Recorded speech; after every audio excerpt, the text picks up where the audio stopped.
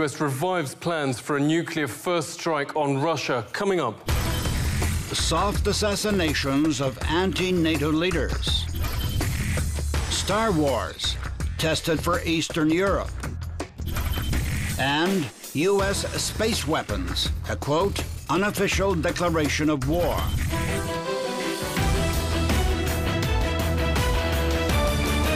Secret clauses of NATO membership state the US can and will depose Europe's government on the orders of the White House. Even if the electorate were to show a different inclination, secret protocols guarantee alignment by any means.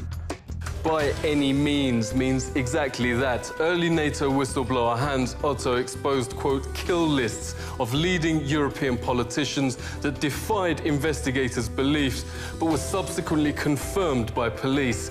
Officers found 15 pages of members of the German Communist Party to be assassinated and 80 pages on Germany's Social Democrats, one of the two major parties in the country. The documents state these assassinations would take place in case of X. X may refer, writes NATO scholar Dr. Daniel Ganser, to mass protests against a US-backed government or an election victory of a genuinely left-wing party.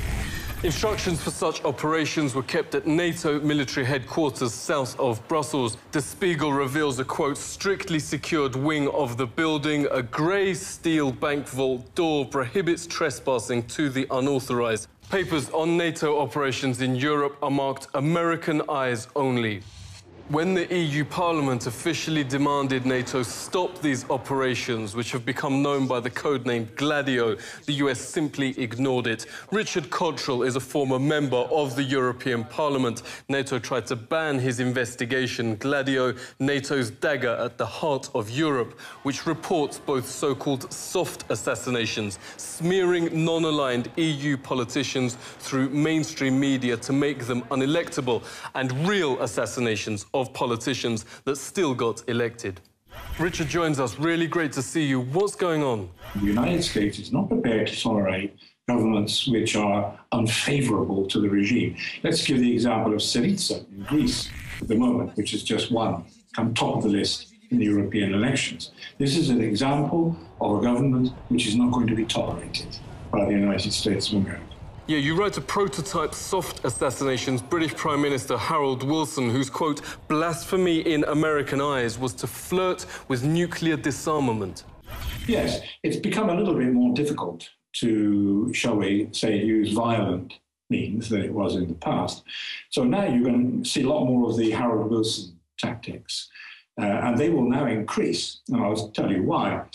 Because this weekend, the European elections were held, and this has resulted in a very large bloc of anti-Europeans, led by the Le Penista, the National Front of France, which has come out on top in the European elections. Nigel Farage, leader of the United Kingdom Independence Party in the UK, who has come from virtually nowhere to become the leader of the third largest party. This will not be allowed to happen. So there have to be Harold Wilson-type moves now to remove those leaderships and those parties in those various countries. NATO is attempting to supersede and actually replace the United Nations, reveals former Assistant General Hans Sponek. Its revised doctrine refuses the UN monopoly on the use of force, reports Global Research News. NATO now promotes itself as the military wing of the UN itself. The doctrine reserves the right to intervene anywhere in the world where there's, quote, movements of large numbers of persons. Its newly formed Partners Across the Globe programs already incorporated Australia, New Zealand, Japan, Pakistan and Iraq, and leads the occupation of Afghanistan. With the expected addition of states like Colombia and El Salvador, NATO will be on all 6 inhabited continents. Obama's foreign policy guru Zbigniew Brzezinski calls people in countries under US control vassals, a medieval term for slaves. American armed forces are now in over 150 countries. The unofficial figure, including clandestine US forces, is thought to be much higher.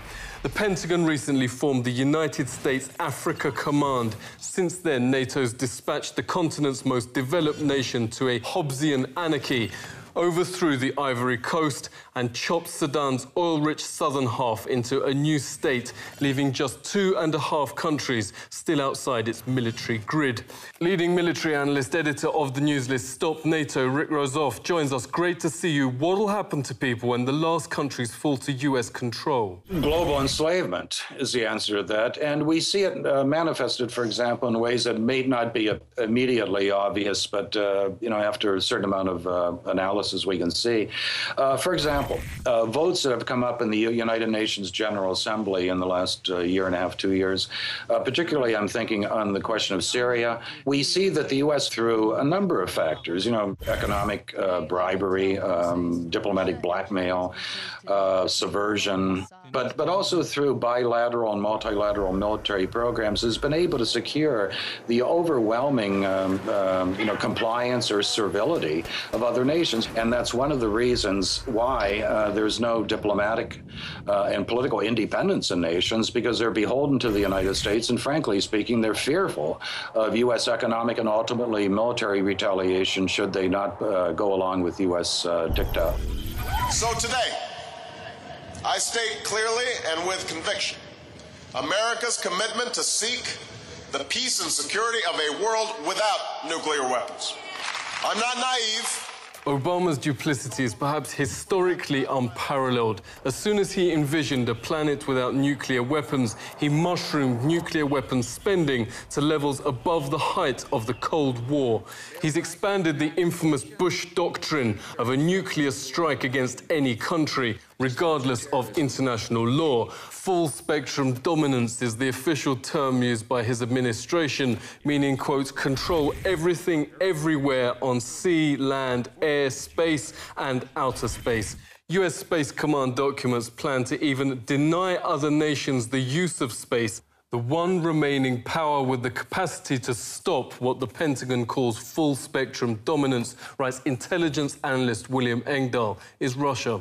By design or coincidence, crisis in Ukraine's provided the perfect excuse for US military control of the region. 10 days ago, the administration tested its Star Wars system for Eastern Europe, which will now be rolled out starting in Romania. Obama brands his system the stronger, smarter, and swifter version of Ronald Reagan's initial Star Wars program. Under the plan, the US attacks Russia with nuclear weapons, while NATO missile defense in Eastern Europe mops up any attempted response. MSNBC News writes it's most likely and understandable Russia interprets NATO's Star Wars deployment on its borders as an unofficial declaration of war. Aerospace analysts told Global Research that US Space Command is planning a nuclear-first strike on Russia, as well as one on China in 2016. Bruce Gagnon of the Global Network Against Weapons in Space joins us. Thank you very much for coming on. What do we know about the first strike plans? This is in the planning process today. The U.S. Space Command practicing engaging in a first strike attack. And this is the key element here, is that these are first strike attack planning. These so-called missile defense systems are key elements in U.S. first strike attack planning. The idea is to hit China or Russia first with a first strike, and then when they try to fire their nuclear retaliatory capability, it is then that these so-called missile defense systems would be used to pick off any retaliatory strike. So after a first strike sword is thrust into the heart of China or Russia, then the missile defense shield would be used to pick off any retaliation and giving the U.S. a quote-unquote successful first strike attacks. It has nothing at all to do with defense. It has nothing to do with freedom or democracy or any of those words that are used all the time to disguise the true intentions. It's all about full spectrum dominance. Several decades ago, the first Star Wars initiative faced intense public and industry debate. Today, the US is controlled by just 6 mainstream media, all totally suborned to the White House. The result is an Orwellian silence on perhaps the most dangerous issue today. Europeans may decide they want their leaders chosen by NATO, or even that they support nuclear strikes on China and Russia. Since the US-controlled mainstreams never even informed the public these apocalyptic plans are on the agenda, the first people may hear of it would be this. Seek truth from facts. This is The Truth Seeker.